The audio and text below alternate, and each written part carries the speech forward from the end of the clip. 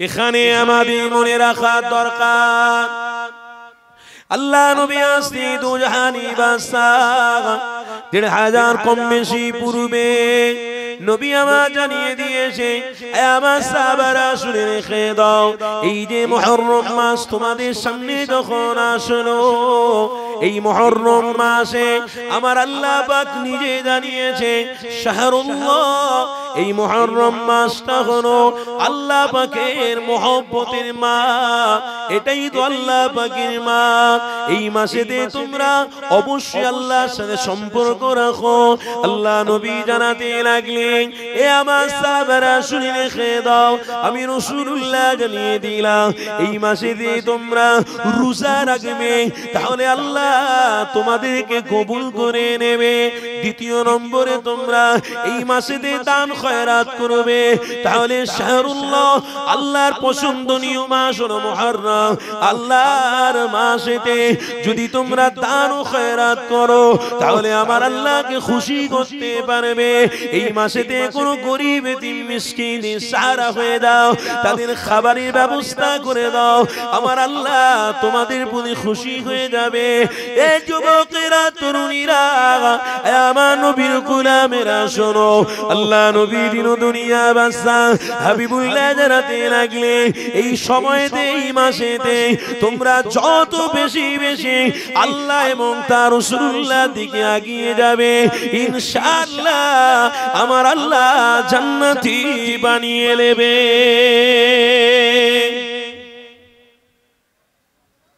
কেন টার্গেট তো আমাদের আছে জান্নাতে যেতেই হবে বলুন না ইনশাআল্লাহ রফিপুর গ্রামে যতজন বসে আছেন আমার বাপ ভাইরা কি গো জান্নাতে যাবে না যুবকরা আশা আছে না নাই না সারা জীবন বেঁচে বেঁচে মা বাপকে দেখতে পাবো ব্যবসা বাণিজ্য লিপ্ত থেকে ঘর বাড়ি যা করেছি সারা জীবন ঘরের ভিতর ঢুকে চুপচাপ বসে থাকবো তাই তো নাকি অত সহজ নয় রফিপুর গ্রামের বাপ ভাইরা সবই জানা আছে তারপরেও কিন্তু আপনাদেরকে একটু কষ্ট করতে হবে এটা তো হলো মূল উদ্দেশ্য ঈমানকে মজবুত করাই হচ্ছে ঈমানদারের দায়িত্ব থাকবে যাই করো না কেন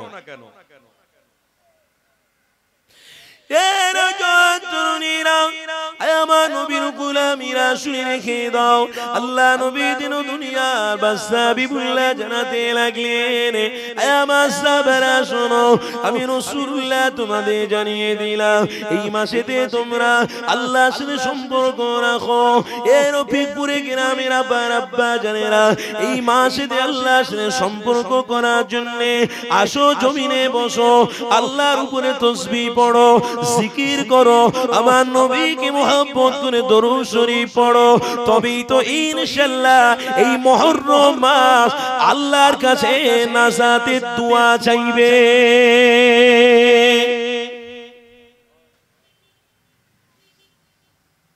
তবেই তো এই জমিন দোয়া চাইবে মাগফিরাতের দোয়া চাই আল্লাহুম্মা গফিরলি আল্লাহুম্মা গফিরলি আল্লাহ maaf করে দাও এই জমিনে বসে বসে আল্লাহ আপনার দাসত্ব করেছিল এই মুহররম মাসে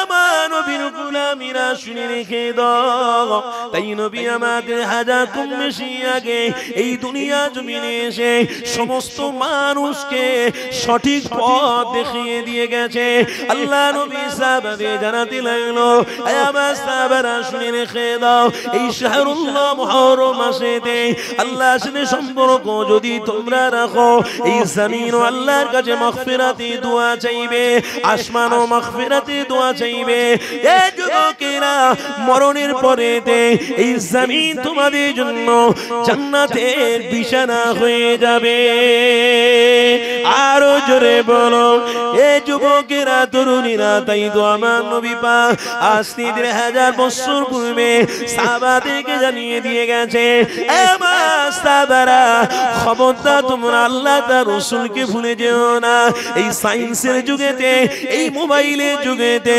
আল্লাহ তার রাসূলকে ভুলে যেতে লেগেছে। অনেক যুবক ছেলেরা আস্তে আস্তে ইবাদত বন্দেগি আল্লাহ তার রাসূলের পথ থেকে অনেক দূরে সরে যেতে লেগেছে। তবে মনে রেখে দিও, আল্লাহ নবী ছাড়া তোমার আমার নাজাতের পথ পাওয়া যাবে না। পৃথিবীর কোনো মানুষ তোমাকে আমাকে নাজাত দেবে না। পৃথিবীর কোনো মানুষ তোমাকে আমাকে জান্নাতে নিয়ে যাবে না। একমাত্র জান্নাতের রাস্তা যিনি দেখিয়েছে তিনি হলেন মুহাম্মদ রাসূলুল্লাহ। আর নবী যদি ও নবীর গোলামরা যদি মুহাম্মদ রাসূলুল্লাহর সাথে সম্পর্ক রাখে, নবী পাকের সাথে সম্পর্ক রাখে, ইনশাআল্লাহ আল্লাহর জান্নাতে আমার নবীর অনুসারী হতে তারা জান্নাতে চলে যাবে। আরো জোরে বলো।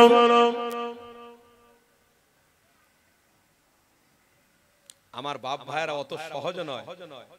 ইনকাম না করলে যেমন খাওয়া হবে না, তেমনি আল্লাহকে খুশির জন্য মেহনত না করলে জান্নাতে যাওয়া যাবে না। তাই আল্লাহ নবী ১৫০০ বছর আগে বলেছিলেন, এই বাবা সাহাবারা, তোমাদের জীবনে দুটো টার্গেট থাকবে। কটা টার্গেট বললাম? দুটো। কি? একটা হলো জানি কুরবানি, একটা হলো মালি কুরবানি। এই যে আজকের হেঁটে হেঁটে আপনারা টুপি মাথায় দিয়ে আস্তে আস্তে করে ওযু হালাতে যে জমিনে বসছেন, এটাকে বলা হয় জানি কুরবানি। আর মালি কুরবানি মানে এই মাহফিলের জন্য সব চাঁদা পয়সা দিয়েছেন না, দেননি? 10 টাকা হোক, 20 টাকা হোক, 5 টাকা, 1 টাকা, 100 টাকা, 200 টাকা, 500 টাকা, যে যা পেরেছেন দিয়েছেন। এটাকে বলা হয় মালি কুরবানি। আল্লাহ নবী বলেছেন এই দুটো যখন ইসলামের জন্য থাকবে, দ্বীনের জন্য থাকবে। আরে জানি কুরবানি, মালি কুরবানি তো অনেক দিয়ে থাকি আমরা। যেমন বাচ্চা খাবার আশা করেছে, দোকানে গিয়ে তার জন্য ভালো একটা খাবার কিনে দিয়ে দিলাম। যেমন একটা ছেলে আবদার করেছে আমাকে একটা গাড়ি কিনে দিতে হবে, তার জন্য একটা ভালো গাড়ি কিনে দিয়ে দিলাম। একটা জামাই বলছে আমাকে একটা গাড়ি দিতে হবে। মেয়ে বিবাহ দেওয়ার সময় অনেক মানুষ আছে ফোন নেয়, তো সেখানে জামাই আবদার করে যে আমাকে একটা ভালো মোটরসাইকেল দিতে হবে। তাহলে ছেলের বাপ, মেয়ের বাপ চিন্তা করে দেখলো যে মোটরসাইকেল যদি আমার মেয়েকে দিই তাহলে আমার জামাই চড়বে, আমার জামাই চড়লে আমার মেয়ের লাভ না, আমার মেয়ে ওই গাড়িতে বসে আমার বাড়িতে আসবে, তো এই তো আমার ভালো কাজ, তো অসুবিধে নেই, দাও। কিন্তু এখানে পুরুষদের মনে রাখতে হবে, ফোন নেওয়া তোমার আমার জন্য হারাম। অবশ্যই এটা থেকে আমাকে দূরে থাকতে হবে। কিন্তু মনে রাখতে হবে যুবক, পৃথিবীতে যে খরচাগুলো তোমরা করছো, এই খরচাগুলো কিন্তু হাকিকাতে জানি আর মালি কুরবানি হচ্ছে না। ইসলামের জন্য যত খরচা করবে অবশ্যই জানি আর মালি কুরবানি দেওয়া হবে। আর এর ওসিলাতে আল্লাহ তোমাদের উপরে রাজি হয়ে যাবে। জোরে বলে, জোরে বলে। যুবকেরা, আমার নবীর গোলামেরা, তাহলে আপনাদেরকে শুনিয়ে দিয়ে যায়, আল্লাহ নবী আমার জাদ্দু জিহাদ করেছে এই পৃথিবীর মানুষদেরকে হক পথ ধরানোর জন্য। আমার রাসূলুল্লাহ কত না কষ্ট করেছে। আরে সেই নবী পাককে ভুলে যেও না গো, এই মাহফিল থেকে জুড়ে সরে যেও না গো, এই মাহফিলের ছায়া তলে আসো। যদি আল্লাহ তোমাদেরকে নাজাত দিতে পারে, যদি আমার আল্লাহ অনুসারী হয়ে মরতে পারো, তাহলে ইনশাআল্লাহ তোমাদের জন্য জান্নাতের দরওয়াজা ওয়েলকাম জানাবে। এই যুবকেরা, তরুণীরা, আব্বারা, কেন ইতিহাস কারবালা জানিয়ে দিতে লেগেছে। এই মুহররম মাসে 10 তারিখে আল্লাহ নবী দিন দুনিয়া বাদশা হাবিবুল্লাহ যখন হকের পথ দেখাতে লেগেছে, আবু বকর সিদ্দিক সহ, হযরতে আবু হুরায়রা সহ, হযরতে আনসালা হুজুর সহ, হযরতে জাবির হুজুর সহ, হযরতে সাদি সাইদ রাদিয়াল্লাহু তাআলা আনহু সহ বড় বড় জাইয়াদি সাহাবারা আমার রাসূলুল্লাহকে অনুসরণ করে জীবনের মতো জান্নাতি হয়ে গেছে। এ রফিপুর গ্রামের মা বোনেরা, আমার পিওর গ্রামের আব্বা মায়েরা, শুনে রেখে দিও, আল্লাহ নবীকে যারা পেয়েছিল তাদেরকে আমার আল্লাহ জীবনের মতো মাফ করে জান্নাতি বানিয়ে নিয়েছে। আমার রাসূলুল্লাহ চেহারা মোবারক যারা দেখেছে তারা কামিয়াবি হয়ে গেছে। এই মুহররম মাসে 10 তারিখে ওটা অন্য কিছু কথা নয়, অন্য কিছু পদ নয়। কেন দিন দুনিয়া বাদশা হাবিবুল্লাহ আমার জাদ্দু জিহাদ করার জন্য, এই পৃথিবীর জন্য শয়তানের বিরুদ্ধে লড়াই করার জন্য সাহাবা হুজুরদের তাকিদ দিয়েছিল, সাহাবা হুজুরদেরকে জানাতে লেগেছিল, আমার সাহাবারা আমি রাসূলুল্লাহ জানিয়ে দিলাম এই পথ যদি তোমরা অনুসরণ করে চলো আমি হাবিবুল্লাহ তোমাদের জন্য জান্নাতের পানি নিয়ে অপেক্ষা করব আমি তোমাদেরকে আরশে ছায়াতে স্থান দিয়ে দেব তোমরা নাজাত পেয়ে জান্নাতি হয়ে যাবে আল্লাহ নবী সাহাবারা সকলে আমার রাসূলুল্লাহকে মহব্বত করেছিল আল্লাহ নবী সাহাবারা মন প্রতিজ্ঞাবদ্ধ করেছিল আমার নবী পাকে সাহাবারা বলেছিল ইয়া রাসূলুল্লাহ হাবিবাল্লাহ আমাদের জান ও মাল আমরা কুরবান করে দেব সেটা হলো পৃথিবীর কোনো মানুষের জন্য নয় আল্লাহ নবী তিন দুনিয়া বাদশা হাবিবুল্লাহর জন্য আরো জোরে বলো নবীর জন্য জীবন উৎসর্গ করে দেব আর আজকে রফিপুর গ্রামের বাপ ভাইরা আল্লাহকে ভালোবেসে রাসূলকে ভালোবেসে নিজের জীবনটাকে পরিবর্তনের রাস্তায় নিয়ে যাওয়ার জন্য একটু মাটিতে এসে বসবেন তাতে কিন্তু বোধ মনে হচ্ছে তাতে কষ্ট হচ্ছে তাতে জ্বালা হচ্ছে এই জ্বালা কিন্তু আপনাকে জাহান্নামে নিয়ে যাবে এই কষ্টটা কিন্তু আপনাকে জাহান্নামে নিয়ে যাবে আপনি বুঝতে পারছেন না আপনি মনে করছেন বাহ খুব ভালো হচ্ছে অত সহজ নয় দাড়ি টুপি আপনাকে জান্নাতে নিয়ে যাবে বাবা অন্তর যদি পরিষ্কার না থাকে জীবনে দাড়ি আর টুপি কিচ্ছু করতে পারবে না রফিপুর গ্রামের বাপ ভাইরা এই দাড়ি টুপি নামাজ মনে করছেন সবই তো আমার কাছে আছে আর অন্তরের ভিতরে শুধু হিংসা রয়েছে নাজাত পাওয়া যাবে আল্লাহ নবী বলেছিলেন জুড়ে থাকো ইসলামের জন্য আল্লাহকে খুশি করার জন্য মসজিদের সাথে জুড়ে থাকো মাদ্রাসার সাথে জুড়ে থাকো খানকার সাথে জুড়ে থাকো ইমানি মাহফিলের সাথে জুড়ে থাকো আল্লাহ তোমাদেরকে কবুল করে নেবে না হয় তোমাদের রাস্তা বেকার ইনকাম করা খাওয়ার পৃথিবীতে বেঁচে থাকা কোনোই লাভ হবে না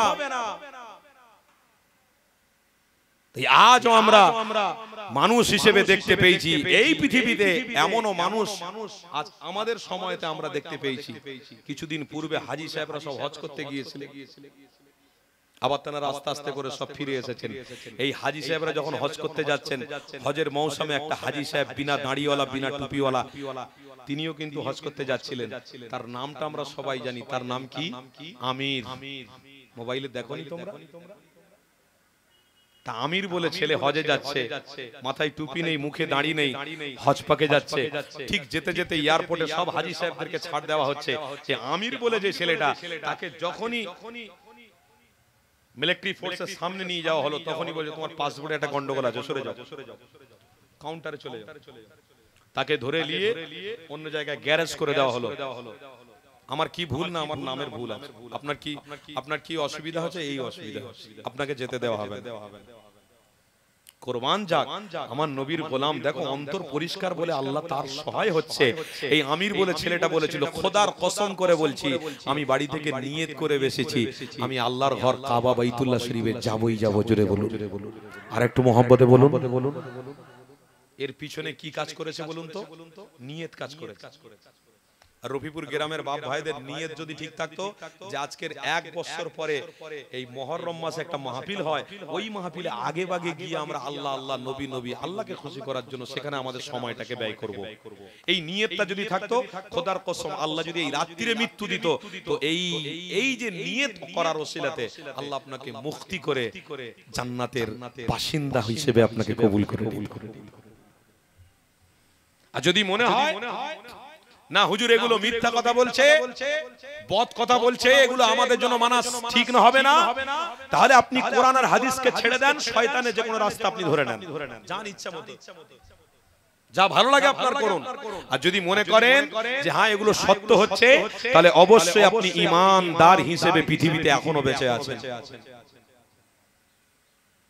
এখনো আপনি মুজাদ্দিদের জামানের অনুসারী হয়ে বেঁচে আছেন কেন দাদা হুজুর পীর কেবলা বৎসরকে পর বৎসর বাইরে জীবন কাটিয়ে দিলেন হুজুর কেবলা বৎসরের পর একবার বাড়িতে গিয়ে দেখা সাক্ষাৎ করে আবার বেরিয়ে চলে যেতেন সারা পশ্চিম বাংলা সহ সারা কোথায় বাতাকশান, কান্দাহার, কোথায় আপনার বাংলাদেশ, আসাম, কত দূরে দূরে গিয়ে দাদা হুজুর পীর কেবলা দ্বীন ইসলামের খিদমত করেছে। কেন জানেন? দাদা হুজুর পীর কেবলা এটাই ভেবেছেন যে আমি মুজাদ্দিরে জামান, আমি নিজে জান্নাতে যেতে চাই, আর নবীর গোলামদেরকে নবীর দেখানো রাস্তায় অনুসরণ করিয়ে তাদেরকেও জান্নাতে পৌঁছে দিতে চাই। দাদা হুজুর পীর কেবলার সিলসিলা ভক্ত মানুষেরা, আমার বাপ ভাইরা মনে রাখবে, এসব মাহফিল গুলো কিন্তু মিথ্যা নয়, আগে থেকেই প্রস্তুতি ছিল, আমার বাপ চাচারা করেছে, আজকের আমরা করছি। আবার আমার ছেলেরা, আমার পরের জেনারেশন, তারাও করে করতে করতে করতে মরে যাবে। কিয়ামত পর্যন্ত এই সিলসিলা চলবে, কেউ বন্ধ করতে পারবে না। কেন? এটা হক। নবী যে পথ দেখিয়েছে সেই পথে আবু জাহাল কাঁটা হয়ে দাঁড়িয়েছিল। আবু জাহাল সরে গেছে, কিন্তু ইসলামের পথ ধরে চলে গেছে।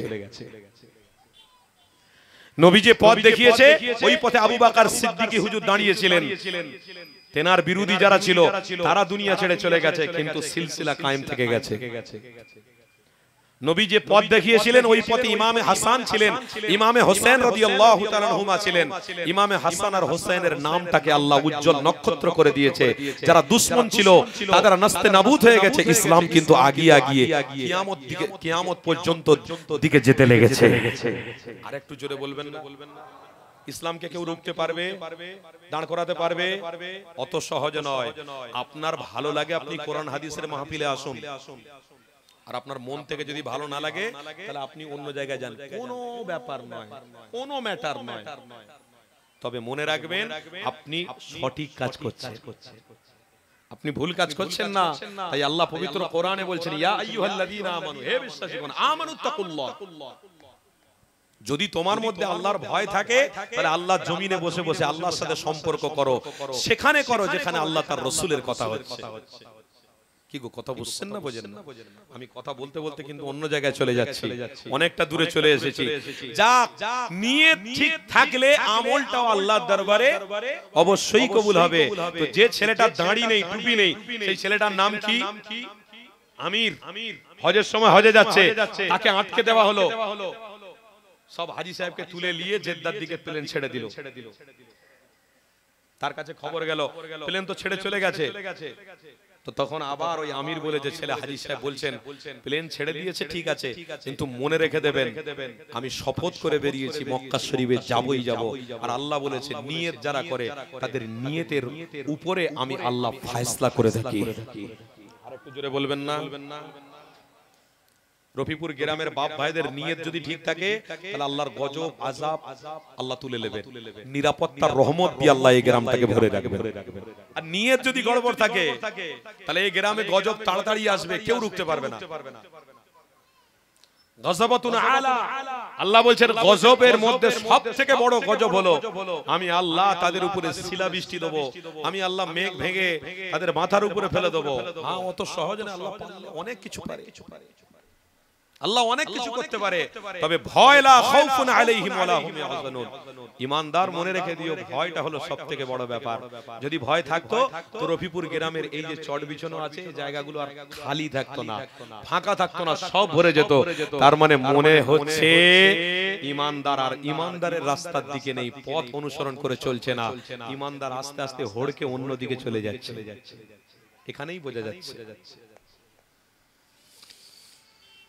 তো এই কথাটা যখন ওই যুবক ছেলে আমির বলল, দ্বিতীয়বারে ফ্লাইট যখন উড়ে জেদ্দার দিকে যাচ্ছে, হঠাৎ করে আবার কন্ট্রোল রুমে খবর এলো যে এই প্লেনটা যে উড়েছে হাজী সাহেবদের নিয়ে, এই প্লেনটা যানজটের মধ্যে পড়ে গেছে, আবার ল্যান্ড করতে হবে। তো বলে ল্যান্ড করো, রাস্তা ক্লিয়ার আছে, বলে ল্যান্ড করলো। তখন আমির বসে বসে বলছে কই গো, আমার যাওয়া হবে না? বলে যে প্লেনটা চলে গিয়েছিল ওই প্লেনটা আবার ঘুরে এসে ল্যান্ড করেছে। বলে যাওয়া হবে না আমার? বলে ঘুরে এসে ল্যান্ড করেছে কিন্তু সিঙ্গেল কিছু পাইনি এখনো, আর আপনার ব্যাপারে আপনাকে তো যেতে দেওয়া আমরা পারছি না, সরকারি নিয়ম আছে তো আমরা যেতে দিতে পারছি না। বলে আল্লাহর শপথ করে বলছি আমি কাবা বাইতুল্লাহ নিয়ত করে এসেছি, আমি যাবই যাব। জোরে বলো। দ্বিতীয়বারে প্লেনটাকে আবার ছাড়া হয়ে গেল, চলে গেল কন্ট্রোল রুমে। কিছুক্ষণ পরে ওড়ার পরে খবর এলো, যে কন্ট্রোল রুমে খবর এলো যে এক্ষুনি প্লেন ল্যান্ড করতে হবে। কেন? সামনে এমন একটা ঝড়, এমন একটা বিশাল ধরনের আবহাওয়া, যে আবহাওয়াতে প্লেন গেলে সব হাজি সাহেবরা মরে যাবে। প্লেনটাকে আবার ল্যান্ড করানো হলো। দ্বিতীয়বারে যখন ল্যান্ড করানো হলো, তখন পাইলট স্বয়ং বলছে যে আমার প্যাসেঞ্জার কেউ বাইরে টাইরে আছে নাকি বলো দেখিনি? বলে হ্যাঁ একজন বাইরে আছে, সে কিন্তু ওই জায়গায় বসে আছে। বলে তাকে না নিয়ে আমি প্লেন ছাড়বো না। জোরে বলুন আলহামদুলিল্লাহ, জোরে বলুন আলহামদুলিল্লাহ। এখানে কি বুঝতে পারছেন বলুন তো? যে আল্লাহর সাথে সম্পর্ক করে, আল্লাহ তার ইজ্জত সম্মানকে হেফাজত করে। আর একটু মহব্বতে বলবেন না? তাহলে আজকের আপনারা কার সাথে সম্পর্ক করতে এসেছেন? আল্লাহর সাথে। আল্লাহর সাথে সম্পর্ক করা ইমানদারদের মূল টার্গেট হবে না? হবে না? হওয়ার দরকার আছে না নাই? 100% এটা 50 করুনি, 100% নিয়ত করো, 50 করুনি, ফের 25-এ ফেলে দিউনি, সমস্যা এসে যাবে। এমনি যা আমাদের ঈমান, এতে জান্নাতে যাওয়া আমাদের জন্য বড় কঠিন হয়ে যাবে। যা আমল আমাদের আছে, এতে জান্নাতে যাওয়া বড় কঠিন হয়ে যাবে। কেন? আমার ঘরের যুবকরা যে হালে ব্যভিচার, অন্যায়, জিনা করে, আমি বাপ হয়ে আমার মাথা হ্যাট হয়ে যায় দাঁড়াতে সমাজে। আপনার জানা আছে যে রাস্তায় বেরোলে হাজার হাজার যুবক, হাজার হাজার রক্ত গরম যুবক ছেলেরা দাঁড়িয়ে দাঁড়িয়ে হিজড়েদের সঙ্গে খারাপ কাজ করে, জিনা করে, ব্যভিচারী করে, লাল পানি খেয়ে খেয়ে রাস্তায় মাতলামি করে। শুনে রেখে দিও, খোদার কসম করে বলছি, এ দেহ তো একদিন চলে যাবে, ভর পড়ে থাকবে, মাটিতে যাবেই যাবে। তবে তোমার লাল পানির জন্য এই দেহ জাহান্নামের আগুনে পড়তে পারে। কোন নারীর সঙ্গে অন্যায়, ব্যভিচার, জিনা কাজ করার দরুন এই দেহতে আগুনের ফোয়া দেয়া যাবে, জাহান্নামের খোরাক বানানো হবে। বিশ্বাস করুন, এই দেহতে কারোর কোন শয়তানের ছবল দেবেন না, কোন শয়তানের ছোঁয়া রাখবেন না। ইনশাআল্লাহ এই দেহটাকে আল্লাহর নবী জান্নাতের দরওয়াজা পর্যন্ত পৌঁছে দেবে। আরো জোরে বলো। যুবকরা যদি মনে করত এই দেহটা আল্লাহর নবী জান্নাত পর্যন্ত পৌঁছে দিতে পারে, তাহলে খোদার কসমে মাহফিল আর এতটুকু খালি থাকতো না, সব ভরে যেত, সব ভরে যেত। কিন্তু না, কাজ তো ভাগ আছে। আপনি আপনার কাজ করতে এসেছেন, আর আমার ঘরের মুসলমান দাবিদার তারা তার কাজ করতে এসেছে। কথা বুঝছেন না? কিয়ামতের দিনে সব মুমিনরা দাঁড়িয়ে থাকবে, সব মুমিনরা, কিন্তু চেহারা থেকে, বুখারী শরীফের হাদিস শুনছেন তো নাকি? বুখারী শরীফের হাদিস, কিয়ামতের দিনে এই চেহারা থেকে এক ধরনের আলো বার করানো হবে কিছু কিছু মানুষের। ওই আলো দেখে আমার নবী তাদেরকে ডেকে ডেকে আরশের ছায়ায় স্থান দান করবেন। অত সহজ নয়। আর সবাই বলবে আমি তো মুমিন, আমি তো মুমিন, আমি তো মুমিন। সবাই মাহফিলে আসবে নাকি টুপি মাথায় দিয়ে? অত সহজ?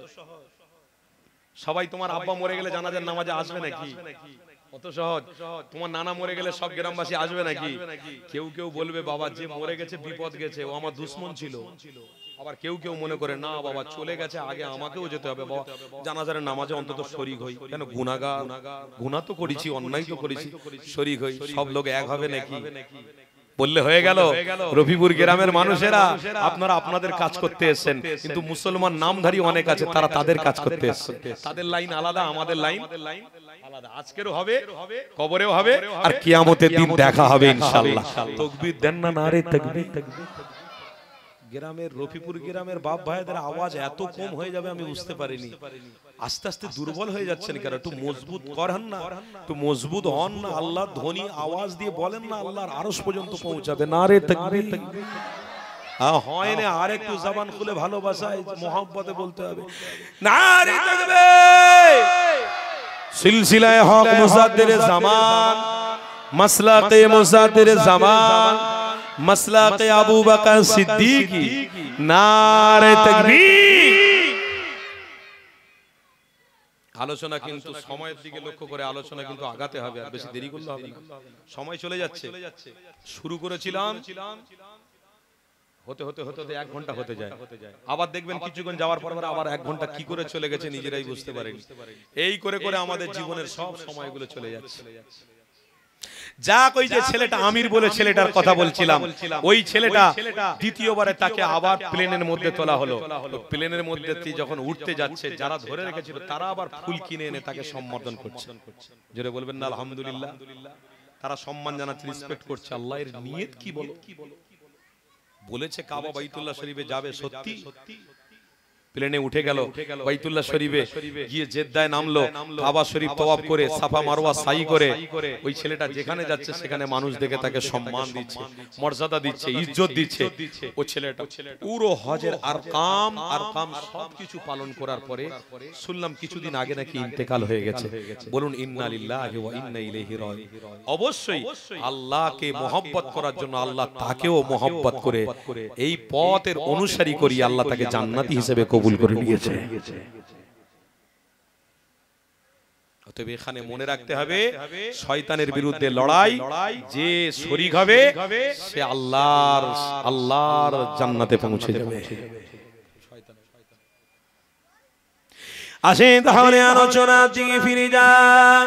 আল্লাহ নবী দিন দুনিয়া বাদশা হাবিবুল্লাহ মা সাহাবাতে জানাতে লাগলেন, এ বাবা সাহাবারে, আমি রাসূলুল্লাহ তোমাদেরকে জানিয়ে দিলাম ঈমানটাকে মজবুত করে রাখো, আমল তোমাদের কবুল আল্লাহ দরবারে হবে।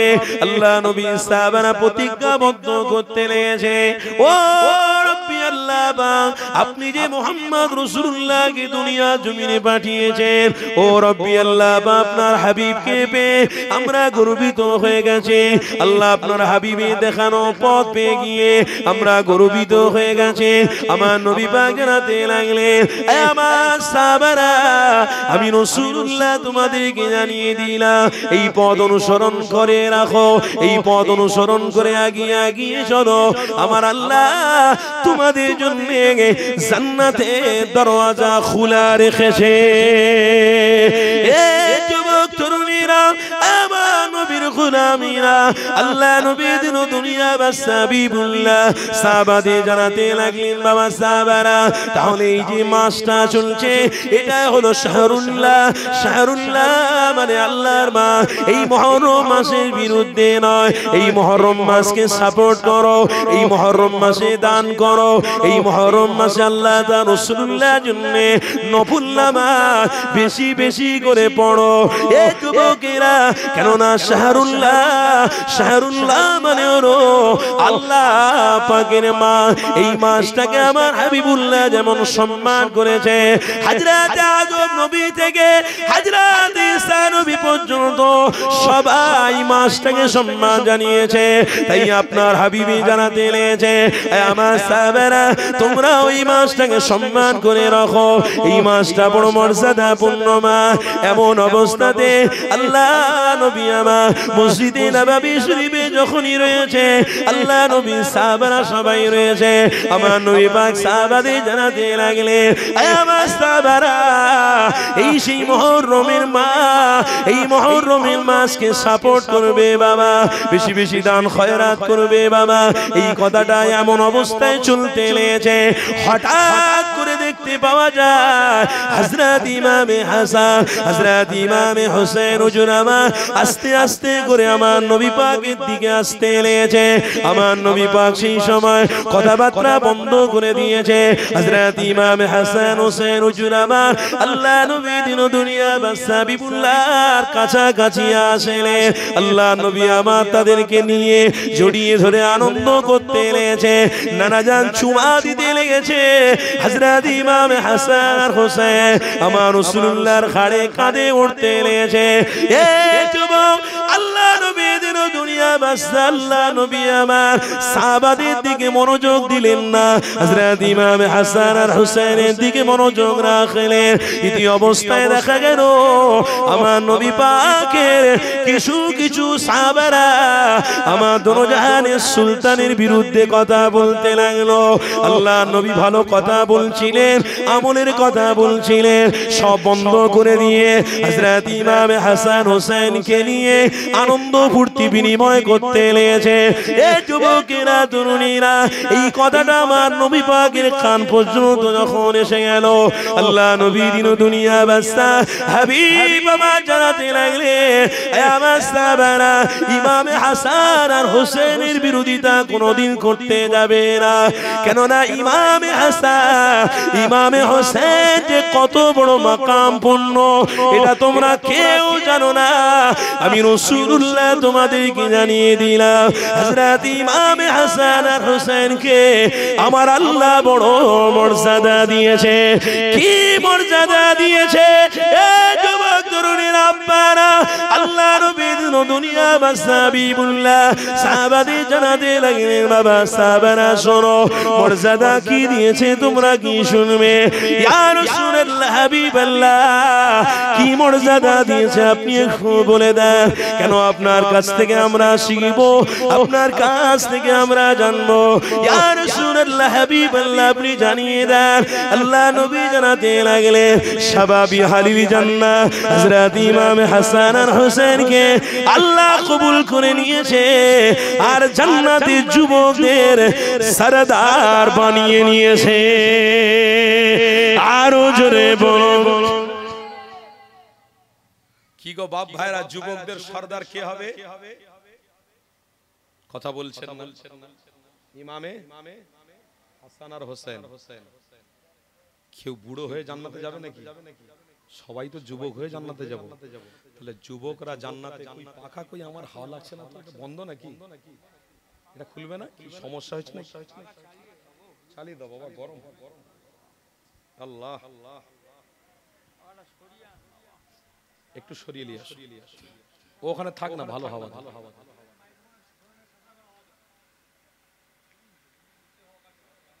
হিরো একটুখানি টেনে দে বাপ, আর একটু টেনে দাও সামনের দিকে, একটুখানি হালকা হালকা। দরুদ শরীফ আল্লাহুম্মা সাল্লি আলা। জোরে জোরে সবাই জবান খুলে পড়ুন তো, একটু ভালোবাসে। মাশাআল্লাহ, মাশাআল্লাহ। দাও চালিয়ে দাও।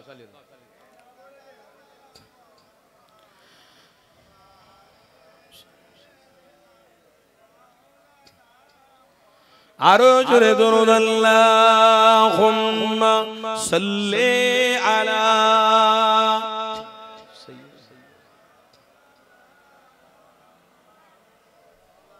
ওয়া আলা।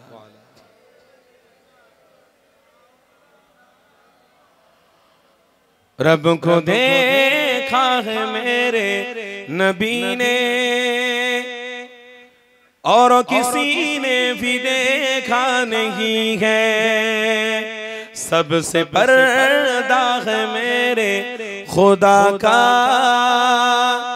और मोहम्मद से पर्दा नहीं है। बोलो ना सुभान अल्लाह। रब को देखा है मेरे नबी ने और किसी ने भी देखा नहीं है, सबसे पर्दा है मेरे खुदा का और मोहम्मद से पर्दा नहीं है।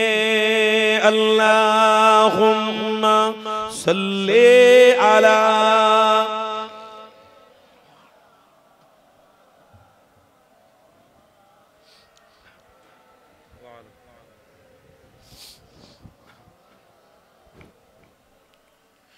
लाई माँ उमर जब नबी पर, लाई माँ उमर जब नबी पर, बोले आका की कदमों में जाकर मिल गया है मुझे कमली वाला, मिल गया है मुझे कमली वाला, अब ज़माने की परवाह नहीं है।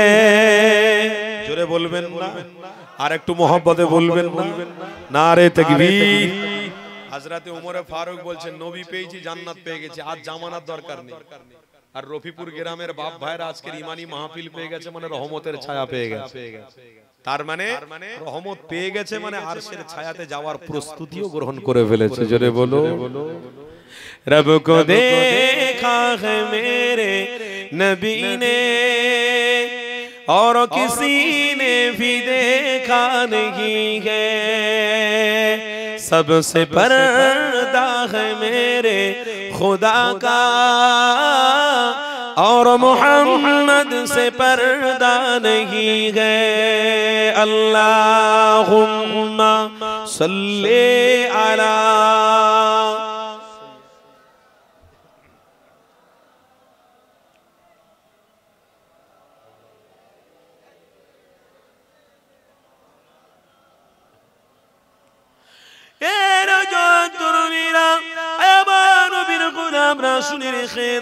हज़रत सय्यदना इमाम हसन और हुसैन के अल्लाह যুবকদের জান্নাতে সরদার বানিয়েছে। কে জানাতে লেগেছে? স্বয়ং আপনার আমার আল্লাহ। আরো জোরে বল এ যুবকেরা তরুণীরা, তাহলে ইমাম হুসেনের অনুসারীরা শুনে রেখে দাও, কেননা ইমাম হাসান আর হুসেন জান্নাতের সরদারিনী হবে, জান্নাতের সরদার হবে।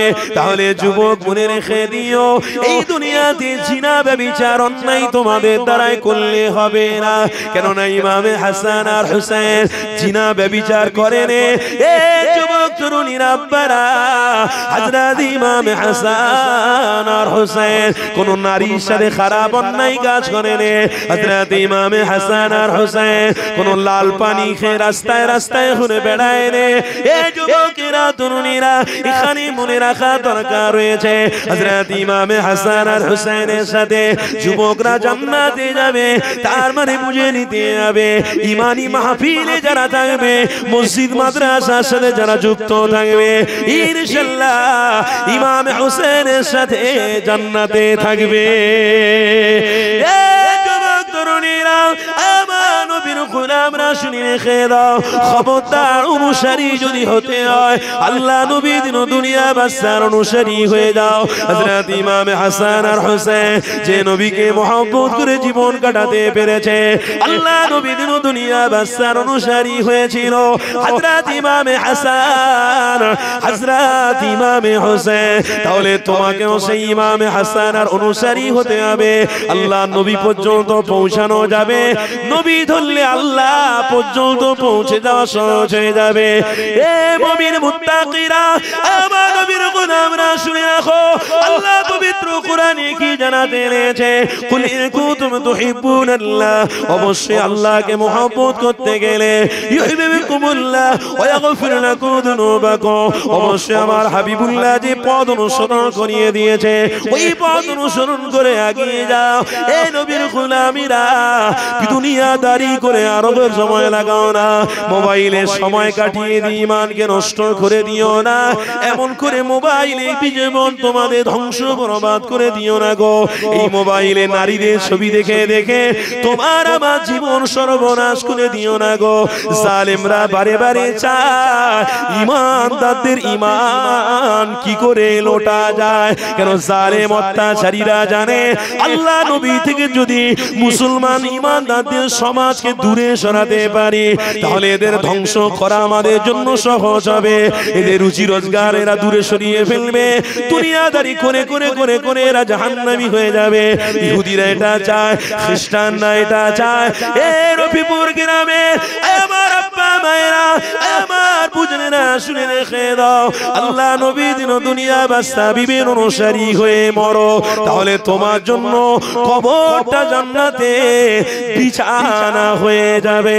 ইমাম হাসান আর হোসেনকে আল্লাহ নিজে জানাতে লাগলো, আমার হাবিব আপনি জানিয়ে দেন, হযরত ইমাম হাসান আর হোসেনকে জান্নাতের যুবকদের সরদার বানিয়েছি, আর আমার রাসূলুল্লাহর কন্যাকে আল্লাহ জানাতে লেগেছে, আমার হাবিবুল্লাহ আপনি জানিয়ে দেন, আপনার কন্যাকে আমি আল্লাহ সাইয়্যিদাতুন নিসা আহলিল জান্নাহ, সমস্ত নারীদের জান্নাতের সরদারিনী বানিয়েছি।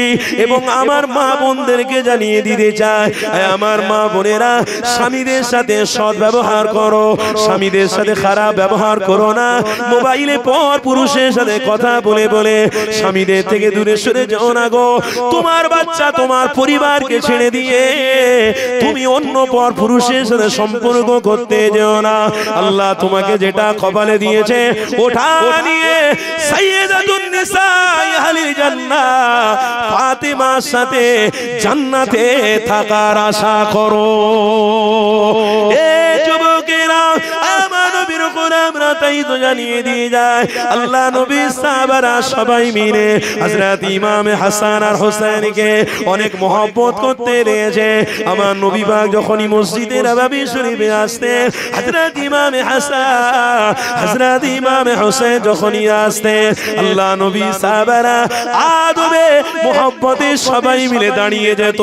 আল্লাহ নবী বলতো বসে পড়ো বসে পড়ো, তোমরা যে আমার আহলে বাইতদেরকে ভালোবেসেছো, আমার নওয়াসাদের সম্মান জানিয়েছো, আমার নওয়াসাদেরকে মহব্বত করেছো, এ বাবা সাহাবারা শুনে রেখে দাও আমার আহলে বাইতের সাথে এই রকম ব্যবহার করার জন্য আমি রাসূলুল্লাহ জানিয়ে দিলাম আল্লাহ জান্নাতের পানিটা তোমাদের পান করায় কবুল করেছে। তরুণীরা আমার নবীর গোলামরা শুনে রেখে দাও আল্লাহ নবী সাহাবারা হযরত ইমাম হাসান আর হোসেনকে সম্মান জানাতে মহব্বত করতে লেগেছে। আল্লাহ নবী দিন দুনিয়া বাদশা হাবিবুল্লাহ হযরত আলী হুজুরকে ডাক দিয়ে বলতে লেগেছে এ বাবা মা জামাতে রে আমার আল্লাহ সাইয়্যিদা শাবাবি আহলি জান্নাহ এমন করে ফাতেমাকে জান্নাতে নারীদের জন্য সরদার বানিয়েছে আর পুরুষদের জন্য হযরত ইমাম হাসান আর হোসেনকে জান্নাতের সরদার বানিয়েছে। তবে আমার জামাই শুনে রেখে দিও হযরত ইমাম হাসানকে 20 পাই পান করিয়ে মারাবে, হযরত ইমাম হোসেনকে আমার কোন উম্মত দাবিদার তারা ইমাম হোসেনকে কুরবানি করবে, তারা শহীদ করে দেবে। আল্লাহ নবী সাহাবী আমার নবী পাকের জামাতা হযরত আলী জানাতে লাগলে ইয়া রাসূলুল্লাহ হাবিবাল্লাহ আল্লাহ যাতে খুশি আমি আলীও তাতে খুশি। আরো জোরে বলো বলো। আমার নবী পাক যেই বলেছে ইমামে হাসানকে 20 পান করানো হবে, ইমামে হোসেনকে 20 পান করানো হবে, হযরত আলী মুচকি হাসি দিয়ে বলেছেন যে জান্নাতের সরদার আল্লাহ বানিয়েছে সেই আল্লাহ যদি ইমামে হোসেনকে গলা কাটাতে খুশি হয় তো আমি আলীও খুশি হয়ে আছি। আরো জোরে বলো। আল্লাহর নবী চলে গেলেন 50 বছর পরে, ঠিক 48 বছর পরে, ঠিক 48 এর আগে 47 বছর আল্লাহ নবী চলে গেলেন। চলে যাওয়ার পরে হযরত আলী কাররামুল্লাহ হজবে ক্ষমতায় বসানো হলো। আমার কথা সব বুঝতে পারছেন তো নাকি?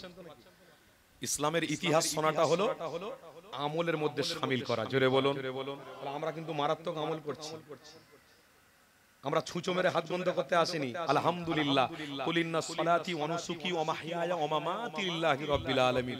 আমার রবকে খুশি করতে সব বসে আছে। খামাকা কি আপনাদের খাওয়া হয় না, না পড়া হয় না, না বাড়ি ঘরদর কিছু নেই, এই জমিনে বসে বসে আমার মুখের দিকে তাকিয়ে আছেন বা আল্লাহর জন্য? কেন? রফিপুর গ্রামের বাপ ভাইদের তো খাবারও হচ্ছে, ইনকামও হচ্ছে, বাড়িও আছে, সব আছে, তাহলে এখানে এসে বসেছেন কেন? একটাই কারণে বসেছেন, কি? মালিক খুশি তো সব খুশি। মালিকের খাচ্ছি আর মালিকের শুকরিয়া আদায় যদি না করি তাহলে হক আদায় করা হবে না। আল্লাহ নবী দিন দুনিয়ার বাদশা হাবিবের নওয়াসা হযরত ইমাম হাসান আর হোসেন হুজুরের কথা বলবো, তার আগে বলি হযরত আলী হুজুর আমার ক্ষমতায় বসলেন, কিন্তু তার পূর্বে ক্ষমতায় কে বসেছিলেন? হযরত উসমানে গনি, তিনিও আমার নবীর জামাতা। আমার কথা শুনছেন তো নাকি? এই উসমানে গনি যখন ক্ষমতা চালাচ্ছিলেন তখন আল্লাহর নবীর স্টাইলে তিনি চালাচ্ছিলেন। কোন বেঈমান বেদিনের পছন্দ হলো না, গিয়ে মেরে দিল হযরত উসমানকে, হত্যা করে দিল। এই হযরত উসমান যখন হত্যা হয়েছিলেন তখন কিন্তু মক্কা শরীফ আর মদিনা শরীফের সব মানুষরা একদম দিওয়ানা হয়ে গেল। এই যে হত্যা করা হয়েছে, এই হত্যার বিচারটা যদি না হয় তাহলে কিন্তু আমরা সবাই মিলে উগ্রপন্থী হয়ে যাব, যতগুলো বেঈমান আছে তাদেরকে মারবো। হযরত ইমামে আলী হুজুর বলতে লাগলেন, খবরদার, আমার নবীর সুন্নাত থেকে তোমরা বঞ্চিত হয়ে যাবে, মাথা ঠান্ডা রাখো। ইয়া আইয়ুহাল্লাযীনা আমানুস্তাঈনু বিস-সাবরি ওয়াস-সালাহ। যেমন আমার নবীর দাঁতকে শহীদ করা হয়েছিল, আমার নবী পাকের রক্ত ঝরানো হয়েছিল, তখন আমার নবী কিন্তু সবর করেছিলেন, ধৈর্য ধরেছিলেন। তোমরা সবর করো, ধৈর্য ধরো, এর ফল কিন্তু তোমরা পাবে। তাহলে হযরত আলীর হুজুরের হাতে সবাই মিলে হাত দিলেন, হাত দিয়ে বায়াত হয়ে বললেন তাহলে উসমানে গনি হুজুরের মার্ডারের পরিকল্পনা আপনাকে করতে হবে, খোঁজ বার করতে হবে কারা কারা মেরেছে উসমানে গনিকে। কেন উসমানে গনি ইতিহাসের অনেক বড় ভূমিকায় ছিলেন, জোরে বলুন, আর একটু মহব্বতে বলুন। উসমানে গনির ইতিহাস বললে তো আবার অন্য সাইডে হয়ে যাবে, তবুও একটুখানি টাচ করে দিচ্ছি যে উসমানে গনি আল্লাহর জন্য, ইসলামের জন্য, নবীর জন্য জীবনকে উৎসর্গ শুধু করেননি, তেনার যতগুলো মাল আছে সবকে তিনি আল্লাহর নবীর কদমে হাজির করিয়ে দিয়েছিলেন। যত দাওলাত আছে, যত দাওলাত আছে সব হাজির করিয়ে বলেছিলেন ইয়া রাসূলুল্লাহ, হাবিবাল্লাহ, আপনার জন্য সবকিছু উৎসর্গ করতে উসমান রাজি আছে। আল্লাহ নবী তখন বলেছেন উসমান কেন তোমার এত উদ্দীপনা, কেন এত প্রেম, কিছু তো তোমার অন্তরে কাজ করছে, কিছু তো তোমার নিয়ত আছে উসমান, তুমি গোপন রাখুনি, বলো। হযরত উসমান বলেছিলেন হুজুর তাহলে সত্যি কথা বলবো, বলবো, বলবো। আল্লাহর নবী সাহাবী উসমান বলেছিলেন হুজুর এই সব কিছু করছি আমার নবীর সাথে আমি জান্নাতে যাব বলে। আরো জোরে বলবেন না, আরো মহব্বতে বলবেন না।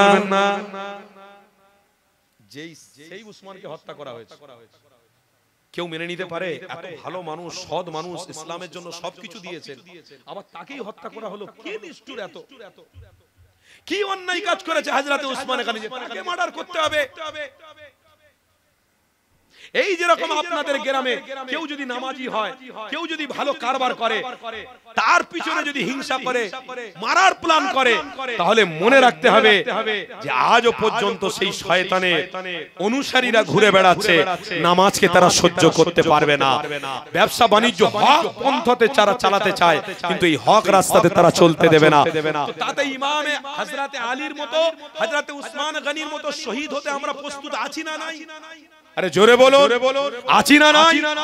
যদি শহীদ হয়ে যায় দুদিন আগে মরে যাব, তো দুদিন আগে তোরা যদি মেরে ফেলে দিয়ে আমাদেরকে পৃথিবী থেকে শান্তি থাকতে পারিস তো তোরা থাক, ইনশাআল্লাহ আমরা শহীদি মরণ হয়ে আল্লাহ জান্নাতে পৌঁছে যাব। তবে মনে রাখিস তোরা যে হত্যা করছিস, তোরা যে মার্ডার করছিস, মনে রাখিস খাটিয়ার উপরে কিন্তু আমি উঠেছি, পরশুদিন তোকে আবার খাটিয়ার উপরে উঠতে হবে। গ্রামের প্রত্যেকটা বাপ ভাইকে বলবো আল্লাহ নবী সাহাবী হযরতে উসমানে গনি থেকে আপনাদের একটু শিক্ষা নিতে হবে। কি শিক্ষা? যে মানুষটা ইসলামের জন্য সবকিছু ব্যয় করলেন, ওই মানুষকে হত্যা করা হলো, তার মানে হযরতে উসমানে গনির প্রতি আমার আল্লাহ খুশি হয়েছিলেন। আরো জোরে বলুন, হুজুর আমার মনে মনে কিছু নিয়ত করেছিলেন, আল্লাহ আমার ইচ্ছা শহীদি মরণ হয়ে যাক। জোরে বলবেন না? মনের ইচ্ছা হুজুরের, আল্লাহ নিয়তের উপরে ফয়সালা করেছে। হুজুর চলে গেছে দুনিয়া ছেড়ে, তবে আমাদেরকে শিক্ষা দিয়ে গেছে উসমানে গনির পথ যদি আপনি অনুসরণ করে চলেন, হক পথ যদি নিয়ে চলেন, তাহলে ইবলিস শয়তান আপনার পিছনে কাঁটা মারবে, ইবলিস শয়তান আপনার পিছনে খোঁচা মারবে। এই খোঁচা যারা মারবে অবশ্যই মনে রাখতে হবে আল্লাহ আমার প্রতি এখনো পর্যন্ত খুশি রয়েছে। হযরতে উসমানে গনিকে শহীদ করে দেওয়া হলো।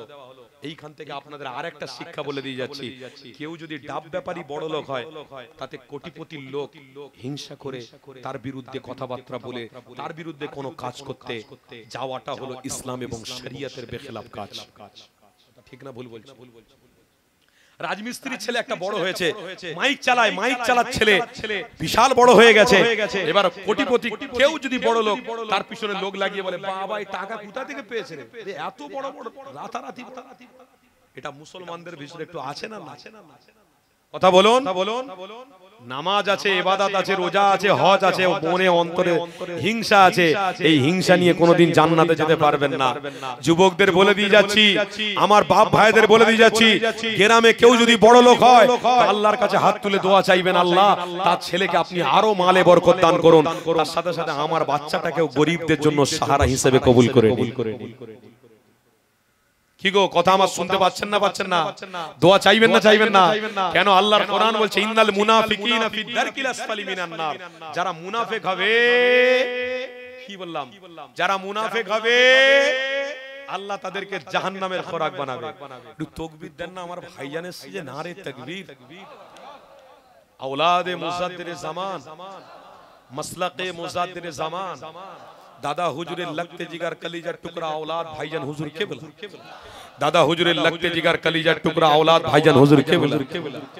ভাইজান হুজুর বলুন স্বাগতম স্বাগতম স্বাগতম। ভাইজান হুজুর বলুন স্বাগতম। নারে তাকবীর। আহলে সুন্নাত ওয়াল জামাআতের অনুসারী গো নারে তাকবীর। আলহামদুলিল্লাহ আমার ভাইজান জি জি আলহামদুলিল্লাহ ঠিক আছে ঠিক আছে। আপনারা সকলে বসেন। বাহ, আদবের সাথে আমার দাদা হুজুরের রক্তকে একটু সম্মান করলেন। এনারা হলো আহলে বায়ত। কালো দেখা আজও দেখা প্রত্যেক দিন দেখা হোক, আল্লাহ কবুল করুন। একসাথে কালো আল্লাহ কবুল করুন, বলুন আল্লাহুম্মা আমিন। এনারা কারা? আহলে বায়ত, এনাদেরকে সম্মান করতে হবে। এনারা কারা? আওলাদে রাসূল। এনারা কারা? আওলাদে, এনাদের বংশ কুরাইশ বংশ, আওলাদে রাসূল এনারা। এনাদেরকে সম্মান করা হবে, দাদা হুজুরকে সম্মান করা। আর দাদা হুজুরকে সম্মান করা মানে রাসূলুল্লাহকে সম্মান করা। জোরে বলবেন না? দাদা হুজুর ছেড়ে দিয়েছেন নাকি? মজবুত করে ধরে আছেন তো? রফিপুর গ্রামের বাপ ভাইরা সব মজবুত আছেন তো নাকি? না সব এদিক ওদিক করে ফেলেছেন? আল্লাহ হেফাজত করেন। খবরদার, একদম মজবুত করে ধরে থাকবেন।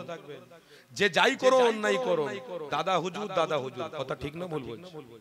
দাদা হুজুর দাদা হুজুর কেন?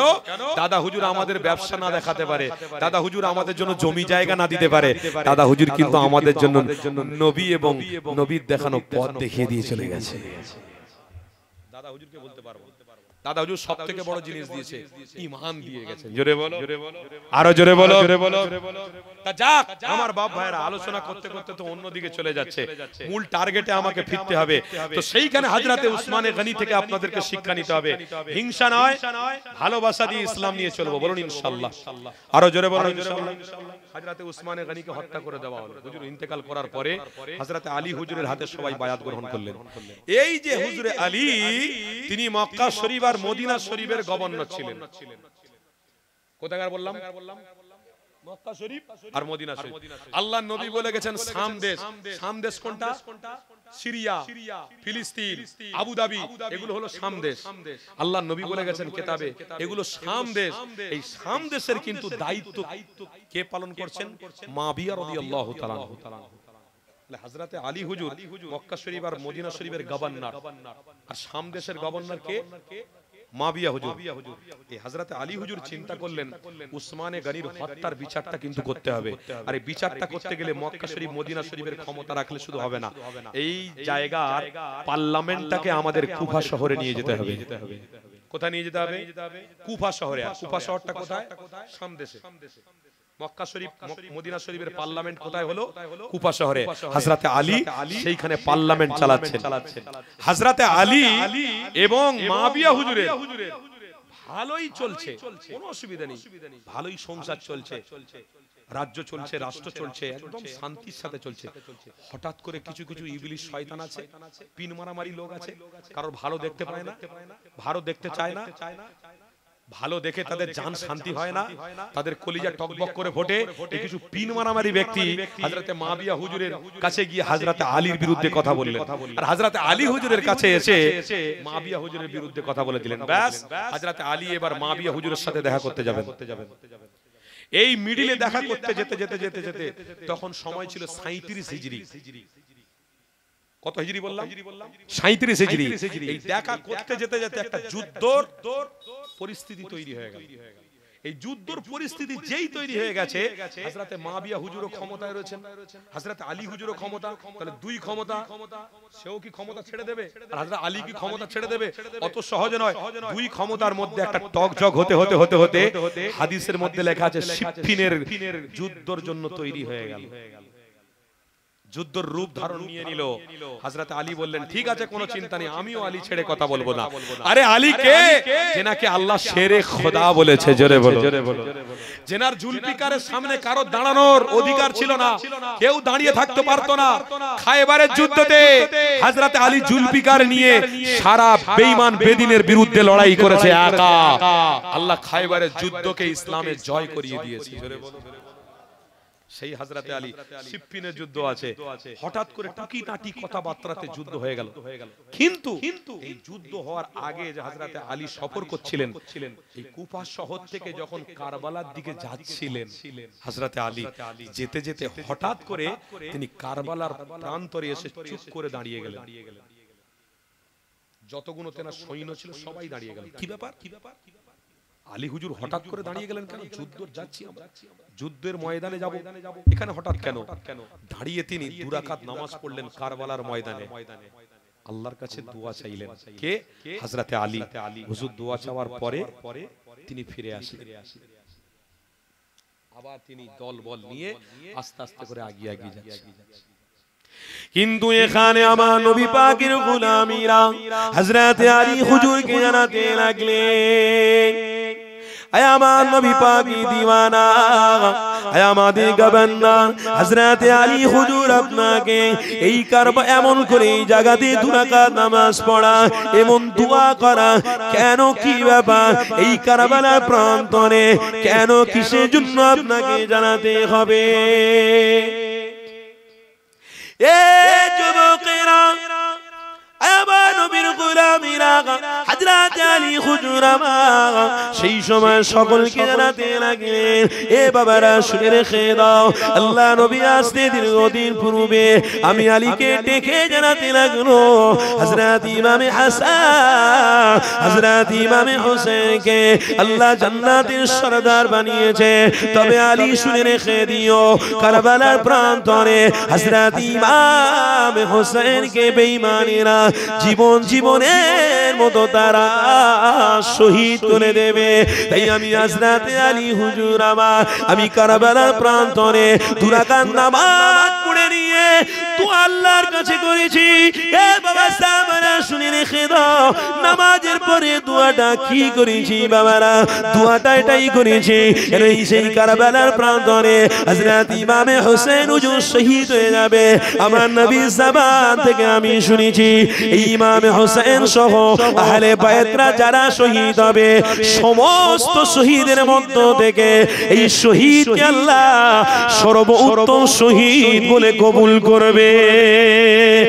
এ যুবকেরা, আমার নবীর গোলামীরা হযরত আলী জানাতে লাগলেন, এ বাবা সাহাবারা, আমি আলী এই কারবালার প্রান্তরে 2 রাকাত নামাজ পড়ে নিয়ে আল্লাহর কাছে 2 রাকাত হাত তুলে দিয়ে এটাই দোয়া করেছিলাম, ও রব্বি আল্লাহ, আপনার হাবিব জানিয়ে গেছে এই শহীদটা সবথেকে উত্তম শহীদ বলা হবে।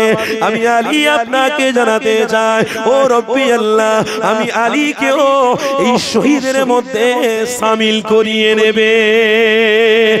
এ যুবকেরা, আল্লাহ নবী সাহাবী হযরত আলীকে জিজ্ঞাসা করতে লেগেছে, ও আমাদের গভর্নর, আপনি আপনার সন্তানের জন্য এই দোয়াটা করতে পারলেন না কেন? আপনার সন্তান যাতে কারবালায় শহীদ না হয়ে যেতে পারে, বেঈমানরা যাতে ইমাম হোসেনকে শহীদ না করে দেয়, এই দোয়া কেন করলেন না? আপনি বলতে লেগেছে, ও রব্বি আল্লাহ, আমাকে ওই শহীদের মধ্যে শামিল করিয়ে নিও। কেন এই কথাটা বলতে লেগেছে? হযরত আলী জানাতে লাগলেন, এ বাবা সাহাবারা, নবীর জবান থেকে তোমরা কি শুনোনি? আমার নবী পাক জানাতে লেগেছে, হযরত ইমাম হাসান, হযরত ইমাম হোসেনকে আল্লাহ তামাম জান্নাতের যুবকদের জন্য সরদার বানিয়েছে। আমি আলীও ওই ইমাম হাসান হোসেনের সাথে জান্নাতে থাকবো। এ যুবকেরা, আমার নবীর গোলামীরা, আল্লাহ নবীর সাহাবী গভর্নর হযরত আলী হুজুর আমার এমন করে কুফা থেকে বেরিয়ে কারবালা প্রান্তরে ছেড়ে দিয়ে সিফিনের যুদ্ধতে হযরত আলী হুজুরকে আল্লাহ জয় আনিয়ে দিয়েছে। আরো জোরে হবে না? হযরত আলী জয়। হযরত আলী হুজুর আমার কারবালার প্রান্ত থেকে মুসনাদে আহমদ কিতাবের কথা বলছি, হাদিসের মধ্যে স্পষ্ট ভাষায় লেখা আছে হযরত আলী হুজুর জয় লাভ করে ফিরে এসেছেন। কিন্তু এই হযরত আলী হুজুরের সাথে যারা সৈন্যরা ছিল, তারা আবার হুজুরের সাথে ঘুরতে 12,000 সৈন্য আবার মত আলাদা করে ফেললো। এরা আবার আলী হুজুরের থেকে দল থেকে বেরিয়ে গেল। এই দল থেকে বেরিয়ে গিয়ে কিছুজন মানুষ তারা মিটিং করে বলল, আমরা মাবিয়া হুজুরকেও হত্যা করব, আলী হুজুরকেও হত্যা করব, আবু মুসা আশআরী রাদিয়াল্লাহু তাআলা আনহু তেনাকেও হত্যা করব। এই বাবা আস্তে আস্তে আস্তে ওটাকে ধরো, সরিয়ে দাও না, ওকে সরিয়ে দাও,